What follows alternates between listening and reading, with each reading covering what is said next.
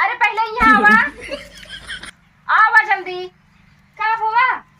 देखा छोटका बैठा, देखा हम तुमका बतावत है।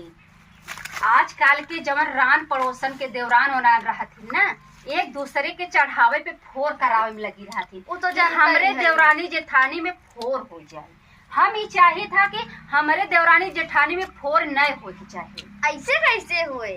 हाँ तो वही हम दूसरे चढ़ाव न चढ़े। अच्छा जवन हुए हमारे संगी हुए। अरे तब तक हमार देवरान शेरनी है, शेरनी हमें गर्भ बा, बड़ा घमंड बा। वाला बाल कटाए है। अच्छा बहुत सुंदर लगत है। अच्छा चला तू अपन काम करा, हम अपन काम करी थी। अबे दुआर उआर घर और बटोली न दब है, अम्मा आवत वही 4 बात सुनेगी। चलो ठीक बा। हाँ ठीक जा। कितनी मीठा हमार देवरान बा हो।